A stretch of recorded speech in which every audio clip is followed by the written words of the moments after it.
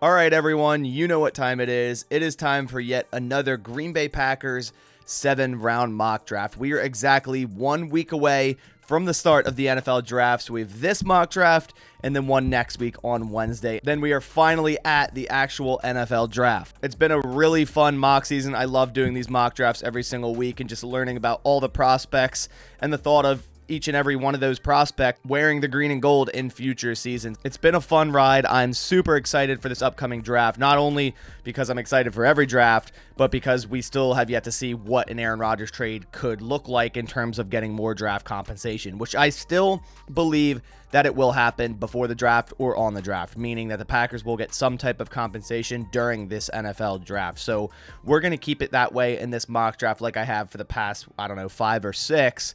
We're not going to do anything with the Titans, although there was a report that came out that the Titans are interested in Aaron Rodgers, but that hasn't really came to fruition at this point, so we're just going to stick with the Jets trade that I usually do and go forward with that. And also, if you are a new viewer to this channel and you love the Green Bay Packers, and hey, even if you don't, I'd really appreciate it if you went down and clicked the subscribe button. I do Packers news analysis and updates pretty much every single day.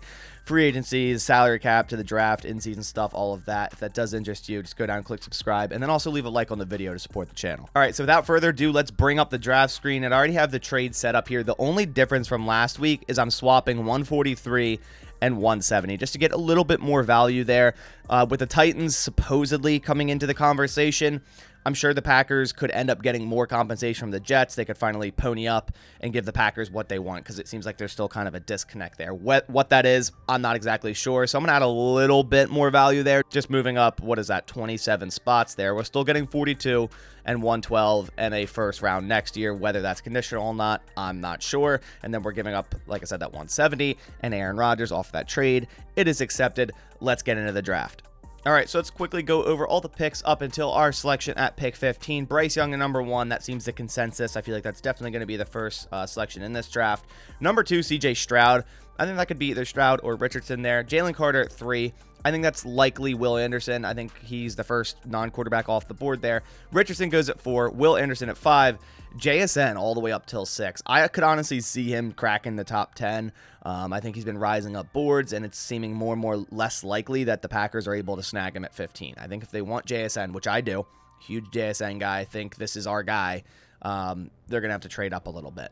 I don't think they should have to trade up to 6, but they might have to trade up, say, around like 12 where the Texans are at. Tyree Wilson goes at 7. Will Levis at 8.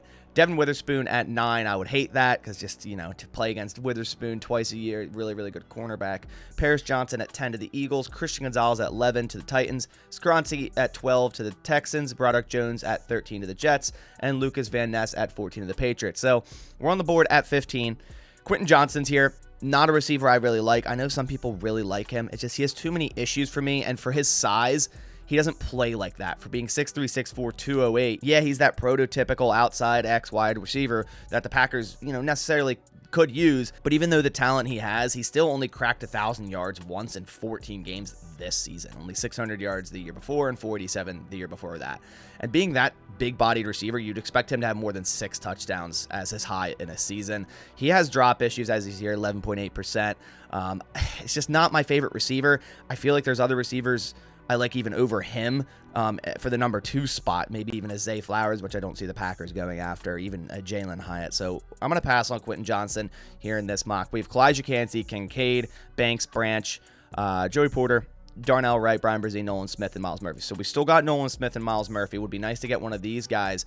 I might look to trade back. And this has been kind of a recent thing that I've been doing a lot because I feel like this is what's going to happen with the Green Bay Packers. Lucas Van Ness is going to be off the board. Skowronski and JSN, they're all going to be taken before 15, and the Packers are going to maybe try to move back a little bit and gain more value in those middle rounds, which I'm all for. I think there's a lot of talent in those 20s to the early second round, so I'm totally okay with them moving back and maybe picking up another one of those players. So we're going to go ahead and see what a trade would look like. All right, so the trade I'm going to set up is moving back to 21. In previous mocks, I've kind of moved back into that 25, 26 range, which a lot of the time makes you miss out on either Miles Murphy or Nolan Smith or some of the other guys. So I'm going to try to move back to 21, so only 6 spots here. And we would be picking up pick 54 with 21, giving them 15, 143, and 235. It's pretty close on the NFL trade value chart. So we're going to go ahead and offer this trade to the Los Angeles Chargers. It is going to be accepted. We move from 15 to 21. Let's go through the rest of the picks. So the Chargers move up to grab Brian Branch. Deontay Banks goes right after him. Darnell Wright to the Steelers. Myles Murphy, one of those guys, to the Lions, of course. Kalijah Kancey to the Bucks. Joey Porter Jr. to the Seahawks. The Dolphins pick is forfeited, so now we're back on the clock. Quentin Johnson is still here. Still not my cup of tea. Not going to draft him here at 21. Kincaid is here. Question marks with the back injury. He is a really nice receiving threat tight end. I just don't like the value of tight end in the first round. If he were to fall to the second round and we were trade up, I'd be fine with that. But taking him at 21, just not my value there. Brian Brzee, a player I actually drafted in my latest mock on Bleacher Report, which is someone I've never drafted before, but it would be actually very interesting to have him on the Packers defense. But I'm not going to do that in this mock. I think I'm going to go for an edge rusher here, and it's going to be either Nolan Smith or Will McDonald. And I know a lot of people don't like both of these guys because they're a little bit undersized, but you cannot deny the athleticism, and you could easily have Nolan Smith put on 15 pounds and still be an extreme athlete. It wouldn't be that big of a problem. And Will McDonald as well, 239, he's 6'3", so he's got a little bit of a height advantage on Nolan, but they're the same weight, and they're both complete athletes at edge. And if someone here is saying, oh, well, the Packers would never draft an edge that small, they had a top 30 visit with Will McDonald. So it's clear that they have interest in him and likely Nolan Smith as well. I do believe Nolan Smith is the better of the two between him and Will McDonald, so he's going to be my selection here. 2 sacks last year in 8 games. The year before that, he played a full season, 14 games, and had those 7 sacks. Just an extreme athlete. Looking at his RAS, a 9.23. He ran a 4.39 40. As an outside linebacker. I don't know if I've ever seen that. The speed this dude would have off the line, also with his 41.5-inch vertical, that explosion, and 10-foot 8 broad jump. The explosion off the line, I feel like if he times it right, he could get around the tackle before he's even set. So in regards to that, I think his undersized is okay. And like I said, he could put on 10, 15 pounds if they want him to. What's his role? Like 3-4 outside linebacker, wide edge, of course, where he wins quickness and where he can improve size. So all things we've kind of already talked about. He's had a really nice run defense grade the last 2 seasons. We see an 82.4 here, 25.5% pass rush win rate, a 14.9 run stop rate, and a pass rush grade of 74.9. The Packers have a needed edge. I really like Nolan Smith. They're going to go their 4th straight Georgia defender in a row in the first round of the NFL draft, and we're going to select Nolan Smith, edge out of Georgia here at 21. We're back on the clock at 42. Darnell Washington went 1 pick before us. He was going to be my selection there at 42. The Packers need to address tight end. So we're sitting here at 42. We have Sam Laporta, Luke Musgrave, and Tucker Kraft. Those are kind of the 3 guys that are viable options right now. I'd even say just Laporta and Musgrave here. And Laporta, although I don't like the fact that he's undersized, 6'3", 245, I would like if he had a little bit more height on him. He is a very good athlete and a very nice receiving threat at tight end.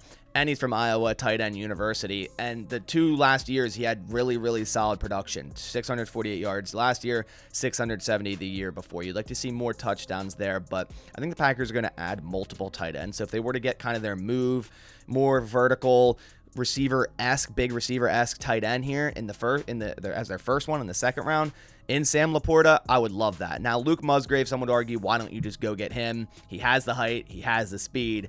It's just, he's a big question mark. He kind of has a red flag of not much experience and not much production at all. We see here under 69 yards. Yeah, last year in 2 games, and the year before that, he did play in 13 games, only 304 yards. There's a big question mark there, and I think it's a real big risk to take a question mark type of project in the second round with your second overall pick, where Sam Laporta kind of already ready. You could throw him right in a tight end, which the Packers need, and he could go out there and play week 1. He's a 9.01 RAS, one of the faster tight ends with a 4.59. Also a 35-inch vertical and a 10'3" broad jump, and elite agility grade, great shuttle time, great 3-cone time. If this guy was 6'5" and 255, he'd probably have close to a 10.0 RAS. Super good athlete here. I like the Packers adding an athletic tight end like that into their tight end room.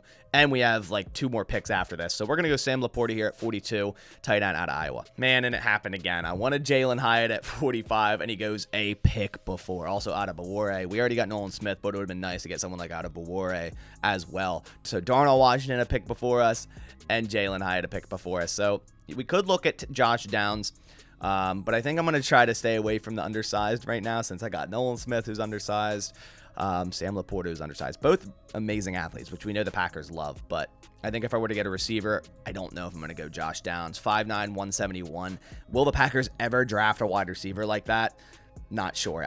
And honestly, it kind of annoys me that we're still doing this, that the Packers are still have their very strict threshold of, oh, our receivers need to be over 6 foot and this certain amount of weight. It really just like blocks off really talented wide receivers, because receivers like Josh Downs and Tank Dell, might be really nice weapons in the NFL, and the Packers probably don't even have them on their board. So since Hyatt went right before this, and I do want to draft a receiver in the second round here, but some of them fit a little bit later, I'm going to try to get a little bit more draft capital.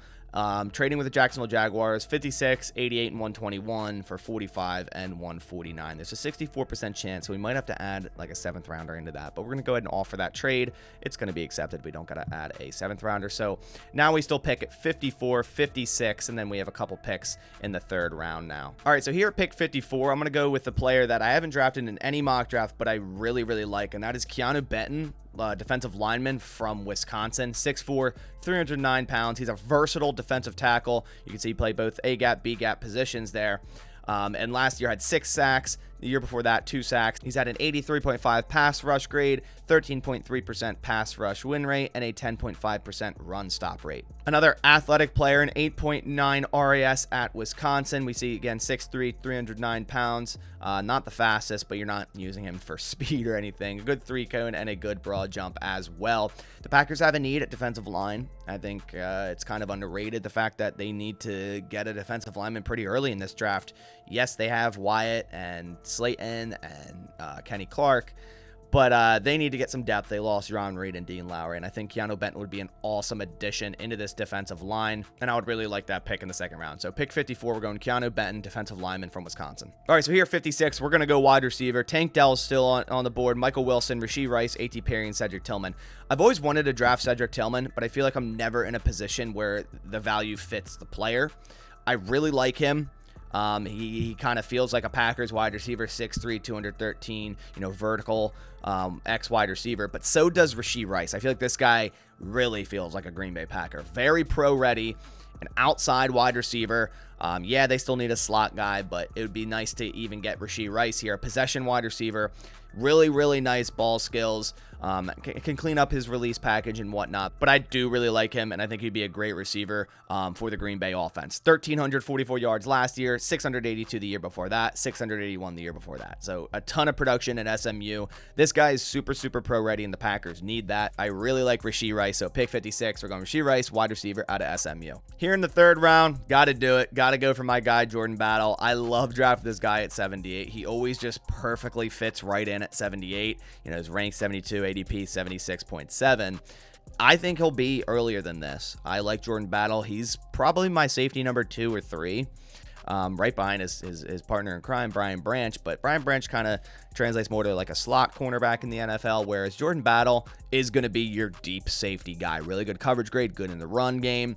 Overall, just a really, really nice safety over the last 3 seasons. Has played well all 3 of the last seasons. 42 tackles last year, 63 the year before that. Can be a starter from day one. It says it right down here. Plug and play starter from day one. What's his role? A box 2 high safety. The Packers need that. Where he wins, experience. He has a ton of experience.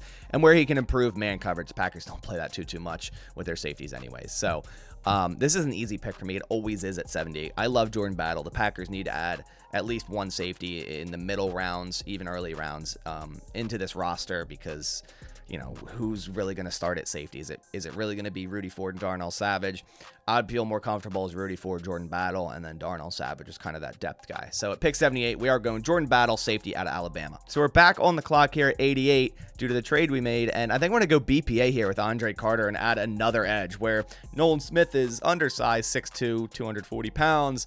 Andre Carter is the polar opposite, 6'6", almost 6'7", 260 pounds, but still an athlete. I like the value here in the 3rd round. I remember when he was kind of sneaking into the top of the 1st, the bottom of the 1st, the top of the 2nd.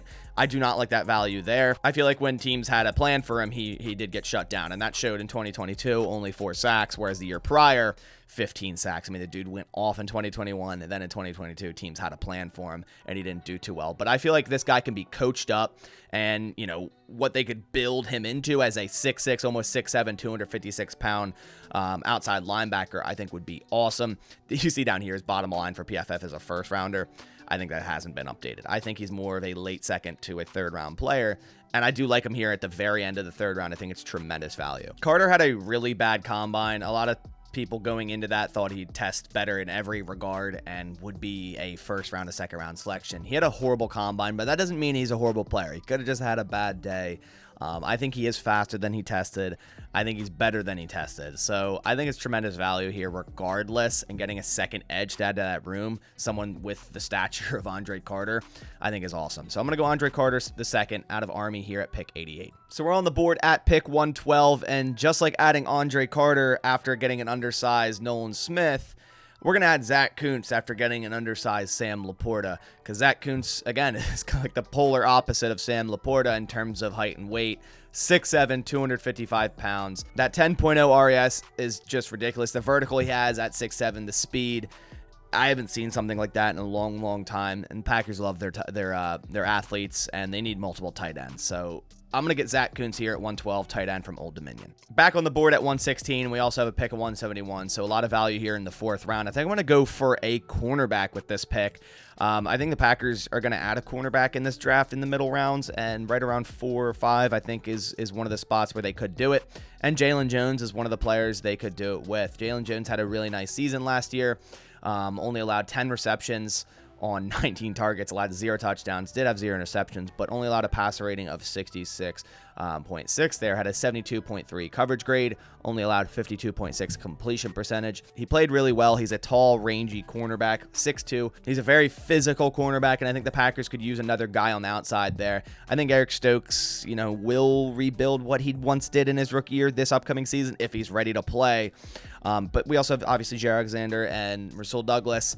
I would like to see them play Jair in the slot more, because when we saw that, it went really well. So getting another outside corner, I think, is a must if the Packers want to do that more. So I'm going to go with Jalen Jones here, cornerback out of Texas A&M at pick 116, which I think is tremendous value. Here at pick 121, I think I'm going to take a flyer in Kayshon Boutte here, and I know a lot of people are going to go, man, stay away from that guy with the ankle injury he had and, you know, just the injury concerns in general. But if you're taking a flyer here, and what he could be, what he still could be. I mean, he's still only 21 years old, 5'11", 195.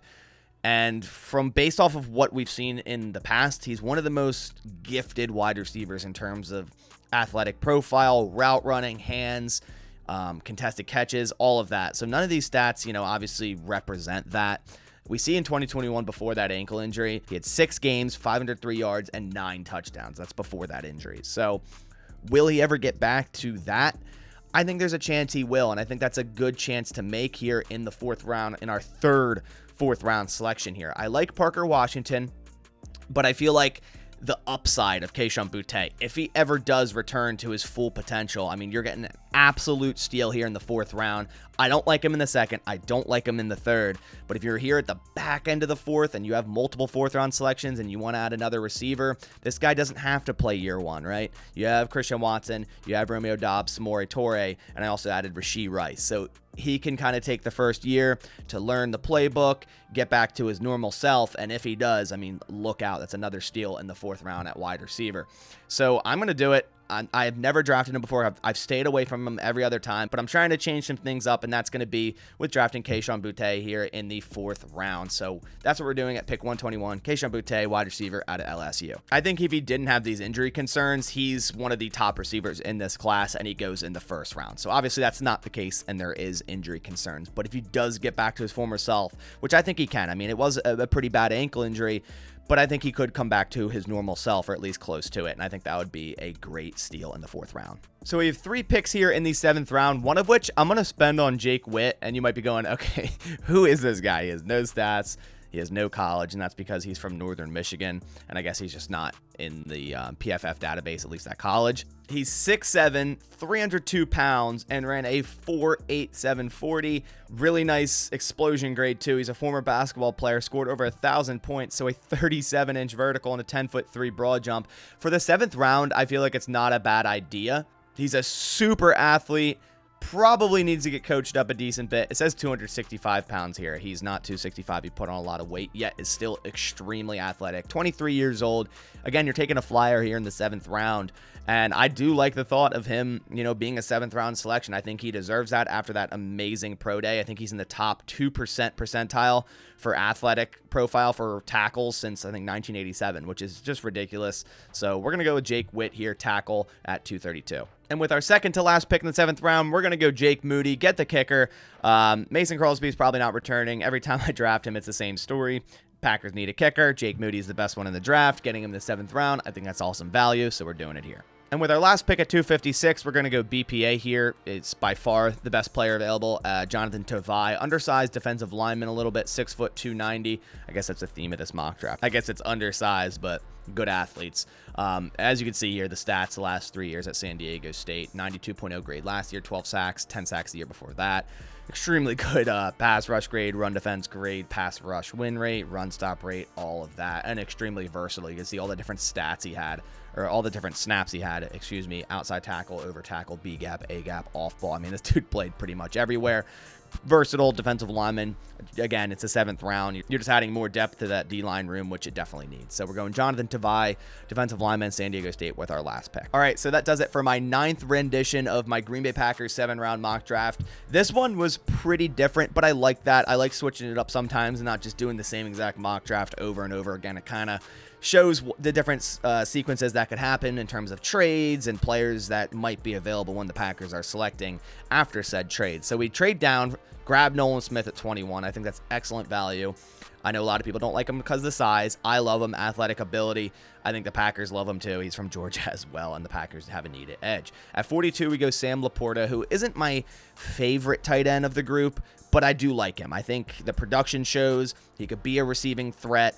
He can be your inline tight end as well. It's tight end U from Iowa. I like Sam Laporta at 42, and I think the Packers are going to draft multiple tight ends, which I did in this draft class. Keanu Benton, someone I've never drafted before, but I really like. I just really never had the ability to select him in the 2nd round, but getting another defensive lineman early in this draft, adding him to an already really talented but thin defensive line group, I think would be awesome. Then we get Rashee Rice at 56, a very pro-ready wide receiver. I feel like this guy screams Green Bay Packer, and I would love to see him in the green and gold. I think Rashee Rice will be a solid wide receiver in the NFL for years to come. Jordan Battle at 78. I feel like I get him at 78 all the time. Don't have to say much about him. Pro-ready, safety, ton of experience. Can be your deep safety day one, which the Packers need. Andre Carter, BPA here. Was an extreme athlete before his combine, which I still think he's an extreme athlete. I mean, look at the tape. The combine doesn't say all. So I think this is an extreme case of value here at 88 with Andre Carter. 6'7". Like I said, don't look at his combine. Obviously, it has some weight, but I think it's holding too much weight over his head. And you just look at the raw prospect and the tape, and Andre Carter excels in both of those. Then we go Zach Kuntz at 112, 10.0 RAS, 6'7", like a 42-inch vertical or something of that sort. Just absolutely insane. Then we go Jalen Jones, cornerback at 116. The Packers could use an outside guy. He's an extremely physical cornerback, 6'2". They could use another guy like that. We go with a flyer here in the 4th round. Not something I'd normally do with Kayshon Boutte here, but if he ever returns to even close to what he was before his ankle injury, you got to steal there in the 4th round. Then we go all the way to the 7th round. We didn't have any 5th or 6th. We got rid of our 5th, and the Packers normally just don't have any 6th. We go Jake Witt, who, again, a wild athlete in the top 2 percentile for offensive tackles since 1987. Extremely fast, former basketball player, 6'7", just an extreme athlete, which the Packers, we know, love. So getting a tackle here in the 7th round, again, low risk, extremely high reward there with Jake Witt. We go Jake Moody, the Packers need a kicker. And then we go BPA with Jonathan Tavai at 256, who very versatile defensive lineman and played excellent the last 3 years at San Diego State. So that does it for that mock draft. Like I said, a pretty different mock draft in regards to what I usually do. But like I said, I like doing that. We still have one more. We got one more next week, which is what I might make or try to make like the most realistic one if I were to be Brian Gutekunst. And maybe by then we'll see what an Aaron Rodgers trade entails and what the actual draft compensation will be. Let me know what you think of this mock draft down below. I'm sure I'll get pretty interesting comments for this one. Just let me know down in the comments below. But that about does it for this video. I appreciate everyone watching. I'll catch you on the next one, and as always, go Pack Go.